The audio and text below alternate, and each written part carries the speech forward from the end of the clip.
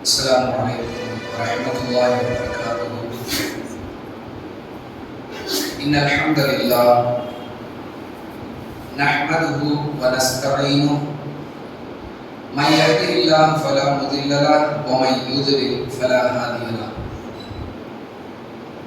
وأشهد أن لا إله إلا الله وحده لا شريك له وأن محمدا عبده ورسوله أما بعد. قال الله تعالى: أعوذ بالله من الشيطان الرجيم. يا أيها الذين آمنوا اتقوا الله حق تقاته ولا تموتن إلا وأنتم مسلمون. وقال تعالى: يا أيها الناس اتقوا ربكم الذي خلقكم من نفس واحدة وخلق منها زوجها وبث منهما رجالا كثيرا ونساء واتقوا الله الذي تساءلون به والأرحام إن الله كان عليكم رقيبا.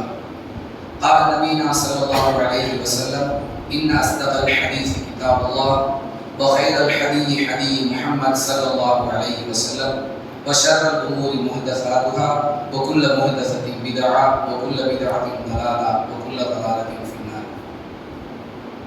பேரன்பிற்கும் பெருமதிப்பிற்கும் உரிய எல்லாம் வல்ல அல்லாஹ்வின் நல்லடியார்களே, அல்லாஹ்வின் பேரருளால் அவருடைய கட்டளையாகிய இந்த ஜும்ஆவுடைய வணக்கத்தை நிறைவேற்றுவதற்கும் அதன் ஒரு பகுதியாக அவருடைய மார்க்கத்தை அதன் தூய வடிவில் அறிந்து கொள்வதற்குமான வாய்ப்பை நாம் எல்லாம் பெற்றிருக்கின்றோம்.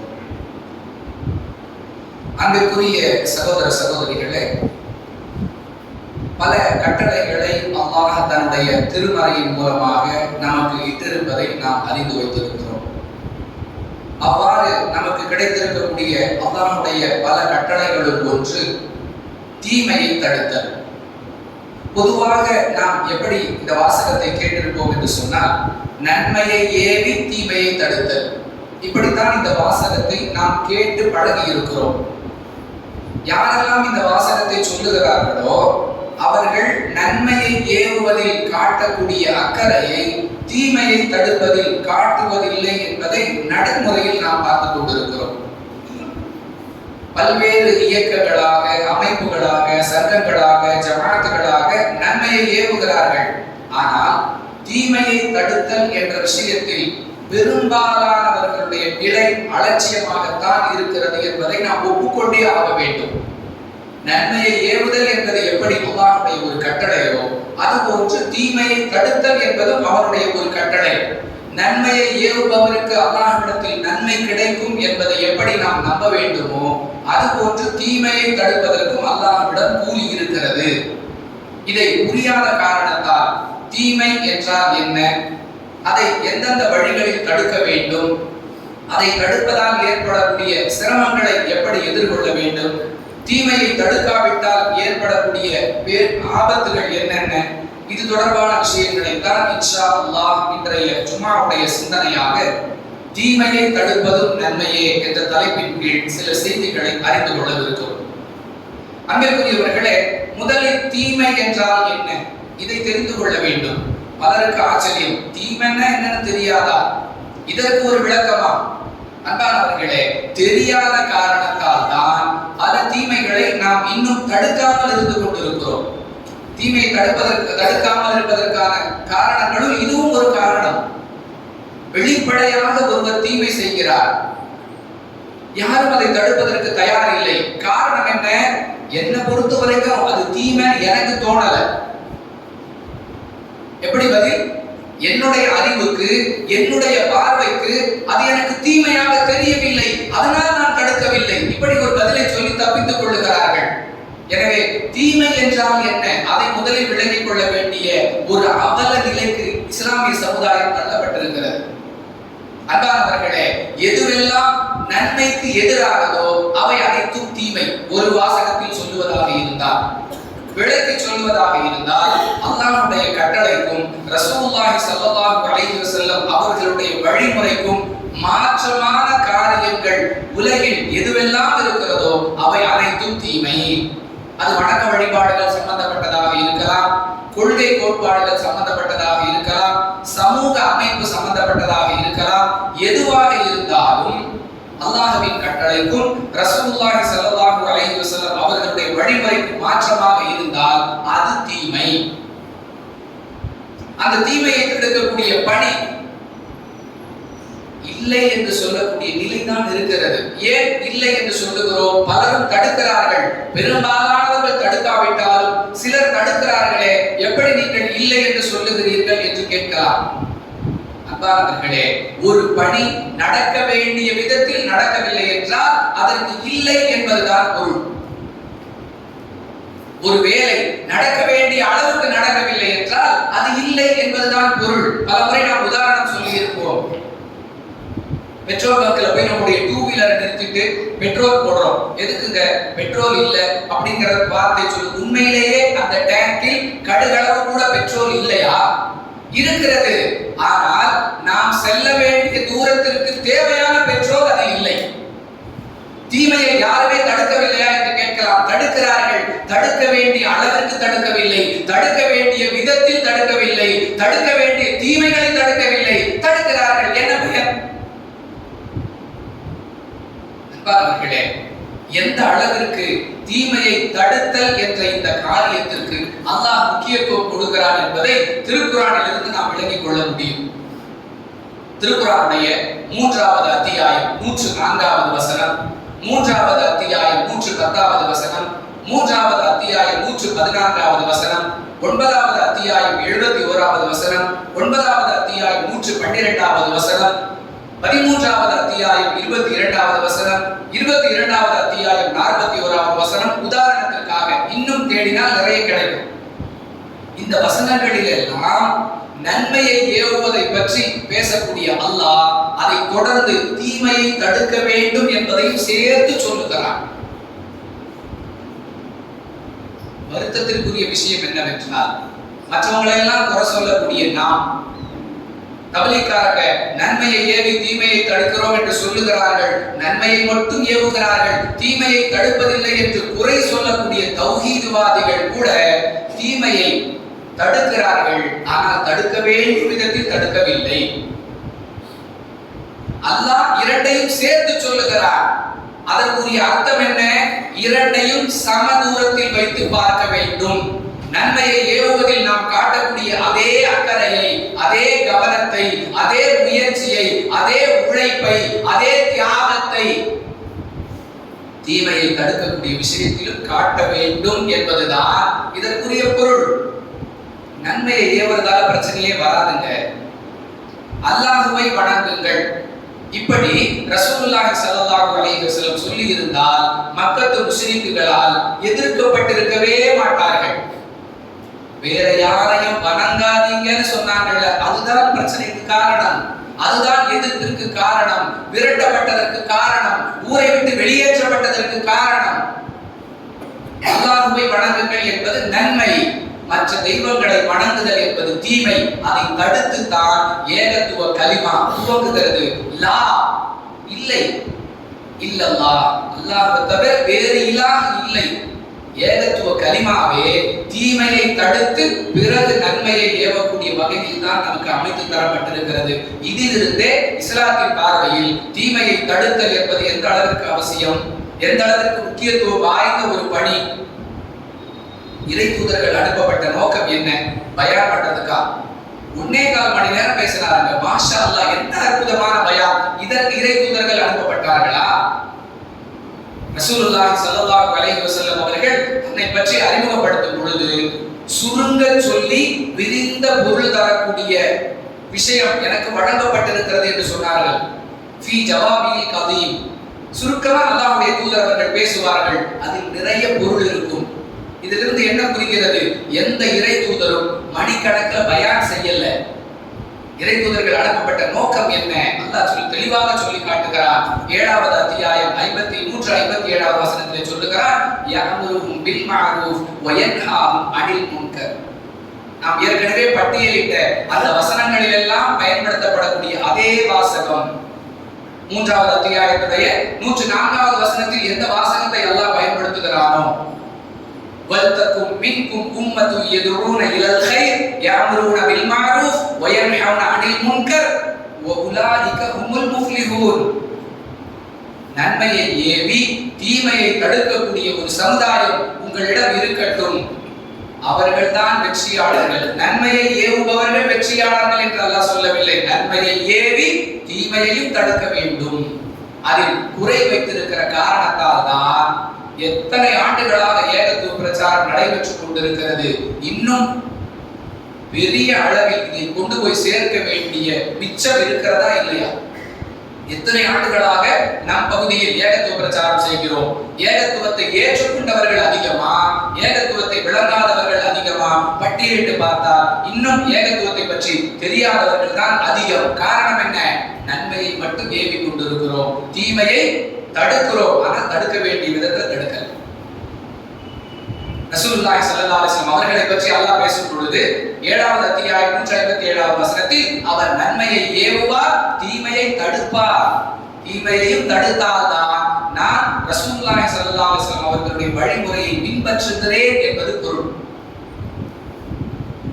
பிரபலமான செய்தி புகாரியில 3522வது ஹதீஸ். ரசூலுல்லாஹி ஸல்லல்லாஹு அலைஹி வஸல்லம் அவர்கள் நபியாக அல்லாஹ்வால் தேர்வு செய்யப்பட்டு ஆரம்ப கால பிரச்சாரம் நடைபெற்றுக் கொண்டிருக்கக்கூடிய காலகட்டம். அபூதர் அல்-கிஃபாரி ரலியல்லாஹு அன்ஹு அவர்கள் அப்பொழுது இஸ்லாத்தை ஏற்கவில்லை. முஹம்மது என்ற ஒரு மனிதர் ஒரு கொள்கையை மக்கா நகரத்து மக்களிடத்தில் சொல்லிக் கொண்டிருக்கிறார். அது என்ன கொள்கை என்பதை தெரிந்து கொண்டு வருவதற்காக தன்னுடைய சகோதரர் அனீஸ் என்பவரை மக்காவுக்கு அனுப்பி வைக்கிறார். அவர் அங்கு சென்று ரசூலுல்லாஹி ஸல்லல்லாஹு அலைஹி வஸல்லம் அவர்களை பற்றி விவரங்களை சேகரித்துக் கொண்டு வந்து சொல்லுகிறார். என்ன சொல்றார்? நீ உன்னிடம் என்ன செய்தி இருக்கிறது? போயிட்டு வந்தியப்பா, என்ன கேட்டுட்டு வந்திருக்கிற? பெரிய விஷயங்கள் எதையும் சொல்லவில்லை, சுருக்கமாக சொல்லுகிறார். அவர் நன்மையை ஏவுபவராக இருக்கிறார், தீமையை தடுக்கக்கூடியவராக இருக்கிறார். ரசூலுல்லாஹி ஸல்லல்லாஹு அலைஹி வஸல்லம் அவர்களை பற்றி அபூதர் அல்-கிஃபாரி அவருடைய சகோதரர் அனீஸ் மக்கா நகரத்திற்கு சென்று சேகரித்து வந்த தகவல் இவ்வளவுதான். நன்மையை ஏவக்கூடியவராகவும் தீமையை தடுக்கக்கூடியவராகவும் இருக்கிறார். உண்மையிலேயே அல்லாஹ்வுடைய தூதர் சொன்னதை நான் நடைமுறைப்படுத்துகிறேன் என்பதற்கான அடையாளம் என்னால் இயன்ற அளவிற்கு தீமைகளை நான் தடுத்துக் கொண்டே இருக்க வேண்டும். அல்லாஹ்வுடைய தூதர் சொன்னார்களே, புகாரில் இடம்பெறக்கூடிய 1741வது செய்தி, பல்லிகு அன்னி வலவ் ஆயா. என்னிடமிருந்து ஒரு செய்தி உங்களுக்கு கிடைத்தாலும் அதை நீங்கள் மற்றவர்களுக்கு எடுத்துச் சொல்ல வேண்டும். அல்லாஹ்வுடைய தூதரிடமிருந்து நமக்கு கிடைத்த செய்திகளுக்கு ஒன்று தீமையை தடுப்பது நபி வழி. தடுக்கிறோமா? தடுத்தா என்ன பயன்? அதையும் அல்லாஹ்வுடைய தூதர் சொல்லுகிறார்கள். அன்பிற்குரியவர்களே, முஸ்லிமில் இடம்பெறக்கூடிய 1302வது ஹதீஸ். சஹாபாக்களை பார்த்து ரசூலுல்லாஹி ஸல்லல்லாஹு அலைஹி வஸல்லம் சொல்லுகிறார்கள், ஒவ்வொரு நாளும் காலை பொழுதை அடைந்தவுடன் உங்கள் உடலில் உள்ள ஒவ்வொரு மூட்டுக்கு பகரமாகவும் நீங்கள் தர்மம் செய்ய வேண்டும் என்று ரசூலுல்லாஹி ஸல்லல்லாஹு அலைஹி வஸல்லம் சொல்றாங்க. ஒவ்வொரு நாளும் காலை பொழுதை அடைந்தவுடன் உங்க உடம்புல எத்தனை ஜாயிண்ட், எத்தனை மூட்டுகள் இருக்கிறதோ அதற்கு பகரமாக நீங்கள் தர்மம் செய்ய வேண்டும். சஹாபாக்களுடைய நிலை, அவர்களுடைய வறுமை நமக்கெல்லாம் தெரிந்த விஷயம். தன்னுடைய தேவையை நிறைவேற்றிக் கொள்வதே கேள்விக்குறியாக இருக்கக்கூடிய சஹாபாக்களுடைய சமூகம் தினமும் சதகா செய்யணும். அது எப்படிப்பட்ட சதகா? உடலில் எத்தனை மூட்டுகள் இருக்கிறதோ அதற்கு பகரமாக அந்த அளவு சதகா. வாய்ப்பே இல்லை. அல்லாஹ்வுடைய தூதர் அவர்கள் அதற்கான வழியை சொல்லி தருகிறார்கள். சுப்ஹானல்லாஹ் என்று சொல்லுங்கள், அதுவும் ஒரு சதகா. அல்ஹம்துலில்லாஹ் என்று சொல்லுங்கள், அது ஒரு தர்மம். அல்லாஹு அக்பர் என்று சொல்லுங்கள், அதுவும் ஒரு தர்மம். லா இலாஹ இல்லல்லாஹ் என்று சொல்லுங்கள், அதுவும் ஒரு தர்மம். அடுத்து சொல்லுகிறார்கள், நன்மையை ஏவுவதும் தர்மமாகும், தீமையை தடுப்பதும் தர்மமாகும். தீமையை தடுத்தால் அல்லாஹ்வுடைய கட்டளையை நிறைவேற்றிய நன்மையும் கிடைத்து விடுகிறது. ஒரு மனிதரை தவறிலிருந்து பாதுகாத்த பயனும் கிடைத்து விடுகிறது. தர்மம் செய்த நன்மையும் கிடைத்து விடுகிறது. இஸ்லாத்தில் தீமையை தடுப்பது என்பது இந்த அளவிற்கு முக்கியத்துவப்படுத்தப்பட்ட ஒரு அம்சம்.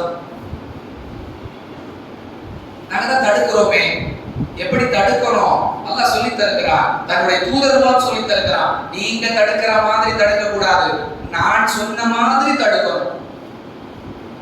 அதுல குறைந்தபட்சம் அப்படின்னு சொன்னா முஸ்லிமில் இடம்பெறக்கூடிய 78வது ஹதீஸ்ல உள்ள வழி. இது மிக கடைசியான நிலை. என்னது? மன் ரஆ மின்கும் முன்கரன் ஃபல்யுகையிருஹு பியதி. உங்களிடத்துல ஒரு தீமை நடைபெறுவதை நீங்கள் கண்டால் கையால தடுக்கணும். வாய்ப்பில்லையா ஃபஇல்லம் யஸ்ததி ஃபபிலிசானி, வாயால் சொல்லி தடுக்கணும். அதற்கும் சக்தி இல்லையா ஃபபிகல்பி, மனதால் வெறுத்து அந்த இடத்தை விட்டு விலகிறோம். இது கடைசி நிலை. கையாலையும் தடுக்கிறது இல்லை, வாயாலையும் தடுக்கிறது இல்லை. அந்த இடத்தை விட்டு விலகாமல் பல தீமை நடைபெறக்கூடிய சபைகளில் தௌஹீது பேசக்கூடிய மக்களும் பங்கெடுப்பதை பார்க்கிறோம். திருமணம் என்று எடுத்துக்கொண்டால் அல்லாஹ்வுடைய தூதர் சொல்லக்கூடிய செய்தி பிரபலமானது. அஹ்மத் என்னும் ஹதீஸ் தொகுப்புல 23388வது ஹதீஸ். அந்நிகாஹு பரக்கத்தன் ஐஸருஹு மூனா, எப்படி குறைந்த செலவு. இந்த ஆலம நிகாஹி பரக்கத்தன், எந்த நிகாஹ் பரக்கத்தானது? குறைந்த செலவில் நடைபெறக்கூடிய நிகாஹ். ஆனால் பெருமையாக சொல்லுகிறார்கள், எங்க ஊர்ல ஒரு பொண்ணு கல்யாணம் ஆகி போகணும்னா குறைஞ்சது 15 லட்சம் தேவை. இது பெருமையா? தௌஹீத் பேசக்கூடியவர்களும் அந்த திருமண சபையில இல்லங்க, மாப்பிள்ளை வீட்டு செலவு தான். யார் வீட்டு செலவுங்கிறது இங்க பிரச்சனை இல்லை. அங்கே ஆடம்பரம் இருந்தால் அல்லாஹ்வுடைய அருள் இருக்காது. அல்லாஹ்வுடைய அருள் வேண்டும் என்றால் ஆடம்பரம் கூடாது. தடுக்க திராணி இல்லை என்றாலும் கலந்து கொள்ளாமலாவது இருக்கலாம் இல்ல. அப்போ தீமையை தடுக்கவில்லை என்பது ஒரு குற்றம், தீமை நடக்கக்கூடிய இடத்தில் பங்கெடுத்துக் கொண்டோம் என்பது இன்னொரு குற்றம். தபலீக்காரர்களையோ மதுஹப்காரர்களையோ கேலி பேசுவதற்கு நமக்கு என்ன அருகதை இருக்கிறது? அன்புக்குரியவர்களே, அல்லாஹ் கொடுத்த அறிவை கொண்டு சிந்தித்து பாருங்கள். நான் தீமையை தடுக்கிறேனா? அடுத்து தீமையை தடுக்கக்கூடிய முறை நம்மிடத்துல சரியாக இல்லை என்பதற்கு இந்த திருக்குர்ஆனுடைய வசனம் வழிகாட்டுதலாக இருக்கிறது.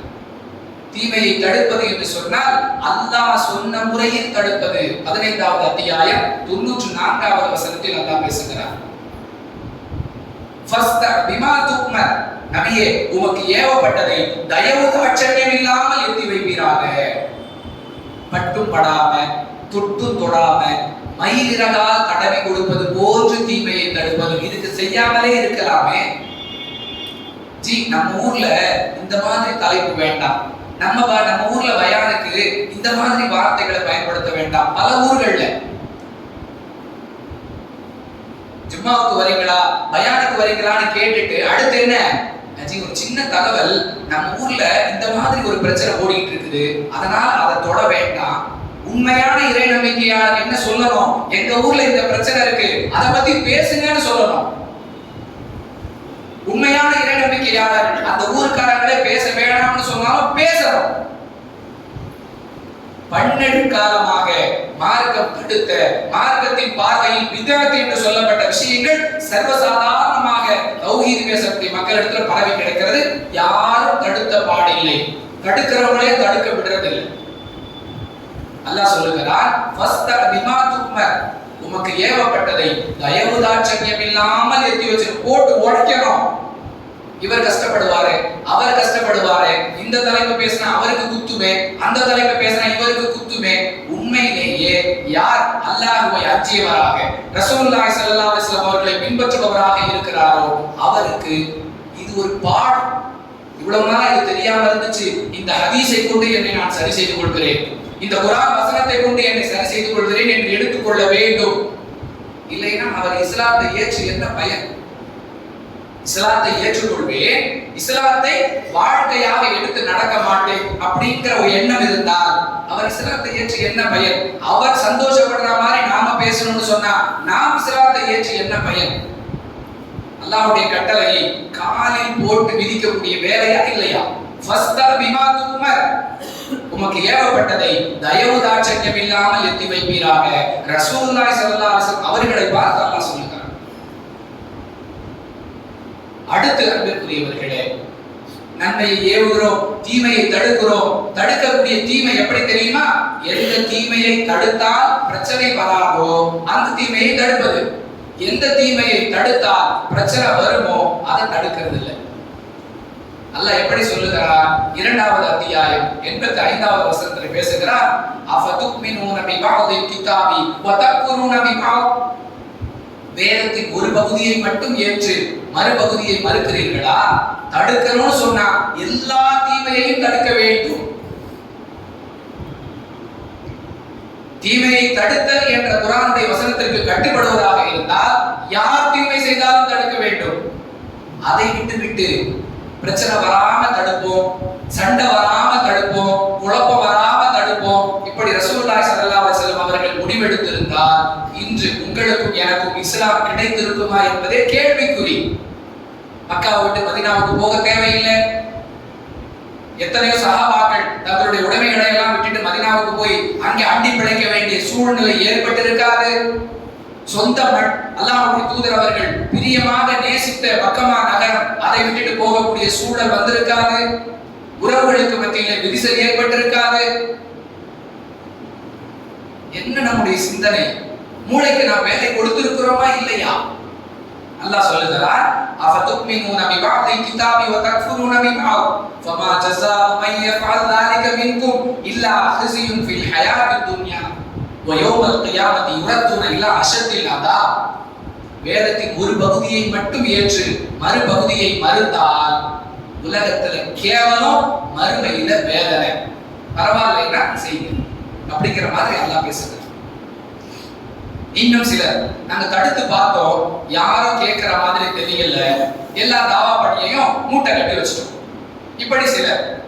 அதற்கும் அல்லாஹ் பதில் சொல்லுகிறார் 28வது அத்தியாயத்துடைய 56வது வசனத்துல, இன்னக லா தஹ்தி மன் அஹ்பப்த வலாகின்னல்லாஹ யஹ்தி மன் யஷா. நபியே, நீங்க விரும்புறவங்களை எல்லாம் உங்களால நேர்வழிக்கு கொண்டு வந்துட முடியாது. வலாகின்னல்லாஹ யஹ்தி மன் யஷா. அல்லாஹ் தான் நாடியவர்களுக்கு நேர்வழி காட்டுவான். அப்ப எதுக்கு சொல்லணும்? நிறைய பேருக்கு அல்லாஹ் நாடினா தானே நேர்வழி, அப்ப நாம ஏன் சொல்லணும்?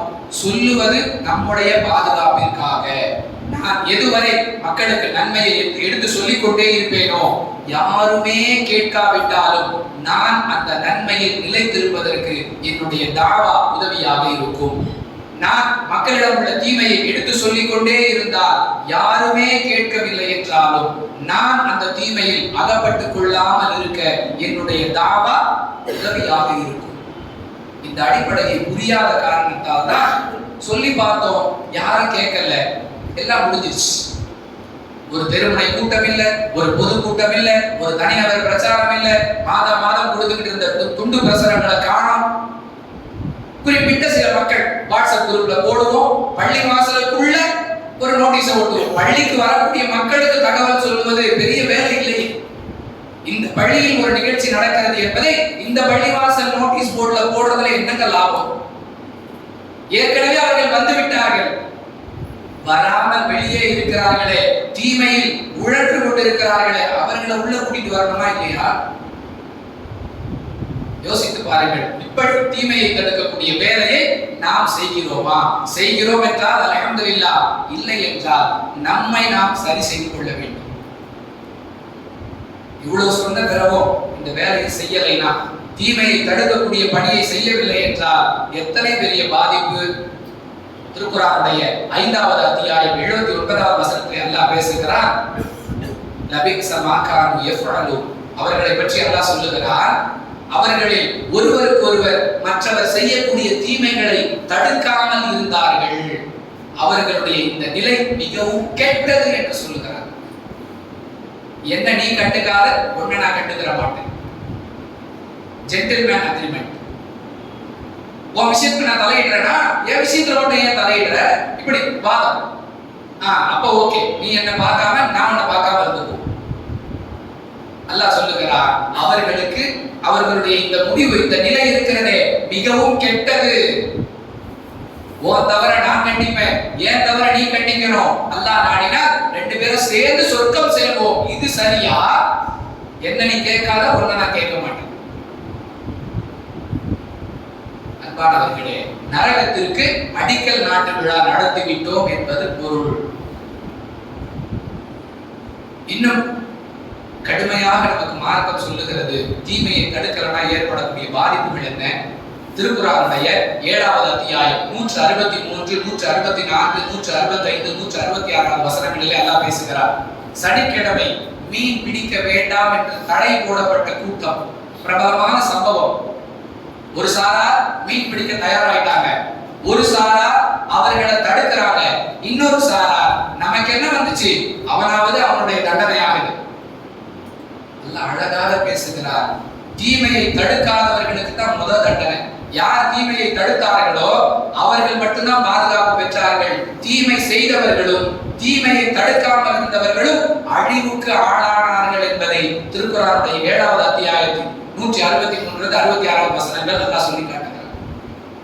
அன்புக்குரியவர்களே, தீமை செய்வது எப்படி குற்றமோ அதுபோன்று தீமையை தடுக்காமல் இருப்பதும் குற்றம். இல்ல ஜி, அது வீணா மனஸ்தாபம் வரும், நம்மளுக்குள்ள பகை வரும்.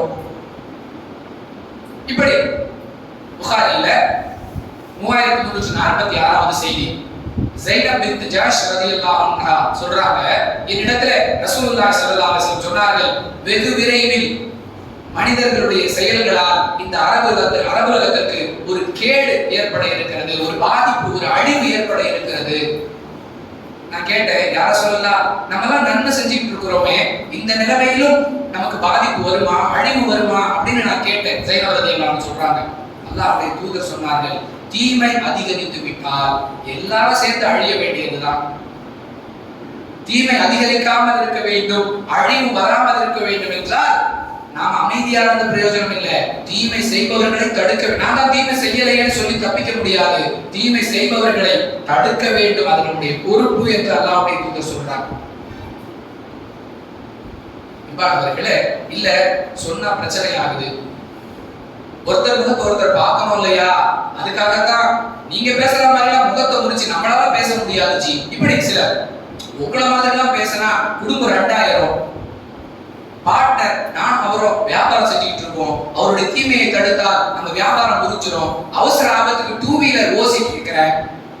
என்ன காரணம் பாத்தீங்களா? அவசர ஆபத்துக்கு 2 வீலர் இரவல் கேட்கிறாரா, அவருடைய தீமையை தடுத்தா நான் அவசர ஆபத்துக்கு வண்டி வாங்க முடியாது. எவ்வளவு அற்பமாகிவிட்டது. இதெல்லாம் ஒரு காரணம்னு சொல்லி தீமையை தடுக்காமல் இருக்கக்கூடிய சமூகமாக இஸ்லாமிய சமூகம் அவல நிலையை சந்தித்துக் கொண்டிருக்கிறது. அன்பிற்குரியவர்களே, சிரமம் வரும். லுக்மான் அலைஹிஸ்ஸலாம் தன்னுடைய மகனுக்கு சொன்ன அறிவுரையை அல்லாஹ் குர்ஆனில் எடுத்து சொல்லுகிறார். 31வது அத்தியாயம் 17வது வசனத்தை சொல்லி காட்டுகிறார், நன்மையை ஏவு, தீமையை தடு, வஸ்பிர் மா அஸாபக், அதனால் ஏற்படக்கூடிய சிரமங்களை சகித்துக்கொள். தாலிக மின் அஸ்மில் உமூர், இதுதான் சிறந்த காரியம். தீமையை தடுத்து அதனால் உனக்கு பாதிப்பு ஏற்படும் பொழுது பொறுத்துக் கொள்கிறாயே, இதுதான் சிறந்த செயல். இந்த அறிவுரைகள் எல்லாம் படித்துவிட்டு மூடி வைப்பதற்காக அல்ல, நடைமுறைப்படுத்த வேண்டும், செயல்பாட்டில் கொண்டு வர வேண்டும். இல்லை என்று சொன்னால் பயான் பண்ணி என்ன மாற்றத்தை கொண்டு வர போறோம்? பெரிய பெரிய பயான், சாதாரண பயான் இல்லை, மணிக்கணக்கில் சுபுல பயான், ஜும்மாவுல பயான், வாரத்துக்கு ஒரு முறை உள்ளரங்க பயான், தேவை ஏற்பட்டால் சிறப்பு பயான். பயான் பயன் தரக்கூடியதாக இருக்க வேண்டும். இல்லை என்றால் பொதி சுமக்கும் கழுதைகளை போன்று என்று அல்லாஹ் குர்ஆனில் உதாரணம் சொல்லுகிறார். கழுத முதுகுல விலை உயர்ந்த கிதாபுகளை வச்சாலும் அதுக்கு சமம் தான். அழுக்கு குப்பைகளை வைத்தாலும் அதை பொறுத்தவரை தன் முதுகில் இருக்கக்கூடியது ஒரு பொதி. அது மாதிரி உயர்தரமான விஷயங்களை கேட்டுவிட்டு அப்படியே கடந்து செல்வோம் என்று சொன்னால் கேட்டதால் என்ன பயன்? கேட்டுவிட்டு செல்வதால் என்ன பயன் இருக்கிறது? இந்த சிந்தனைக்கு நாம் நம்மை தயார்படுத்திக் கொண்டாலே தவிர அல்லாஹ்வுக்கும் அவருடைய தூதருக்கும் முழுமையாக கட்டுப்பட்டவர்களாக ஆக மாட்டோம் என்பதுதான் உண்மை.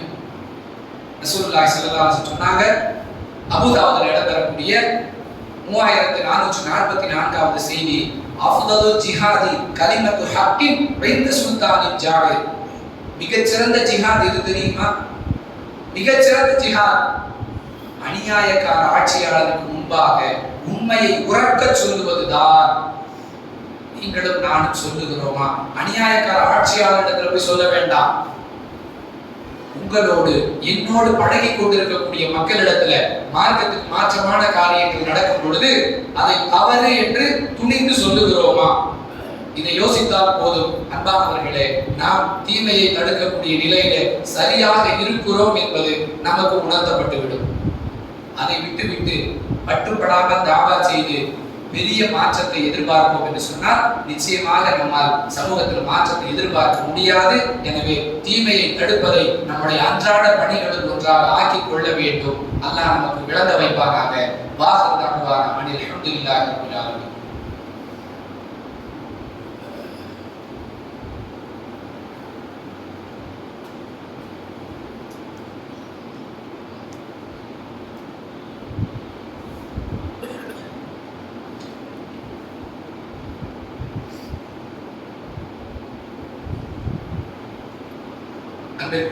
சகோதர சகோதரிகளே,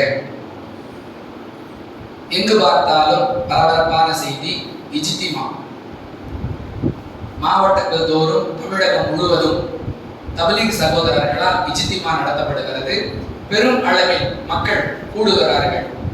2 நாட்கள், 2.5 நாட்கள், 3 நாட்கள் என்று சொல்லி அந்தந்த ஊருடைய தேவைக்கு ஏற்ப, மாவட்டங்களுடைய தேவைக்கு ஏற்ப இது போன்ற ஏற்பாடுகள் நடத்தப்படுகின்றன.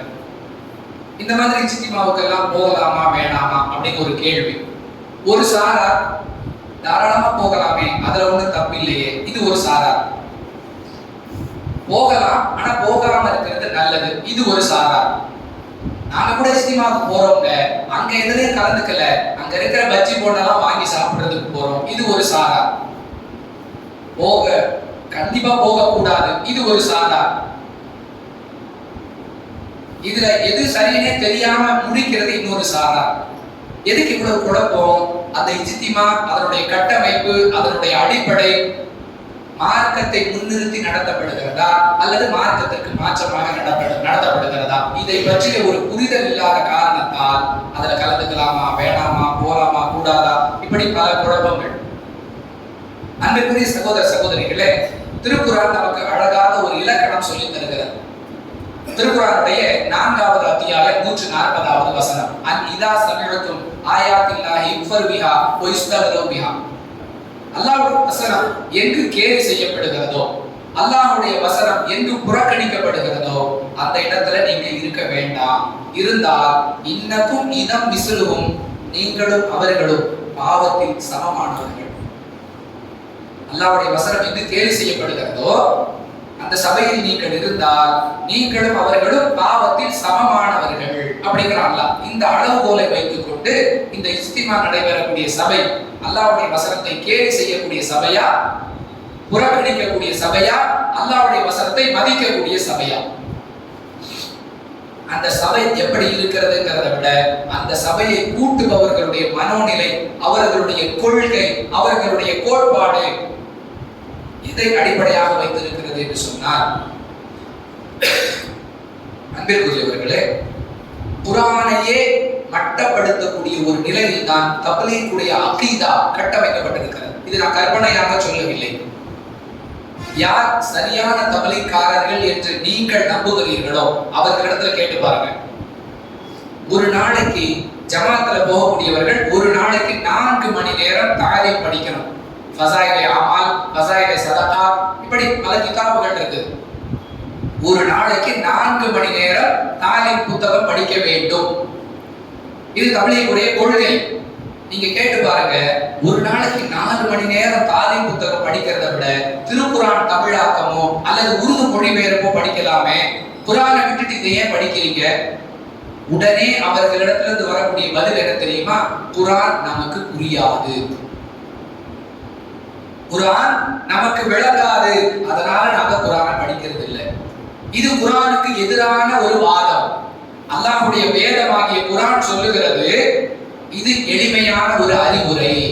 அறிவுரை என்று சொன்னாலே மற்றவர்களுக்கு புரிந்தால்தான் அது அறிவுரை. இது வழிகாட்டி. மற்றவர்களுக்கு எது சரி எது தவறு என்று பிரித்து சொன்னால்தான் அது வழிகாட்டி. அது மக்களுக்கு புரிந்தால்தான் அதன்படி மக்கள் நடைபோட முடியும். இந்த குர்ஆன் என்பது ஒரு ஒளி, வெளிச்சம் என்று அல்லாஹ் சொல்லுகிறார். வெளிச்சத்துடைய நோக்கம் என்ன? மக்களுக்கு பாதை காட்டுவதுதான். இதை நீங்கள் சிந்திக்க வேண்டும் என்று அல்லாஹ் சொல்லுகிறான். எதை கொண்டு நாம் சிந்திக்க முடியும்? எது நமக்கு புரியுமோ அதை கொண்டுதான் நாம் சிந்திக்க முடியும். உங்களை சிரமப்படுத்துவதற்காக இந்த குர்ஆனை நாம் தரவில்லை என்று அல்லாஹ் சொல்லுகிறான். எது நமக்கு சிரமம் இல்லையோ அது நமக்கு புரியும் என்பதுதானே பொருள்.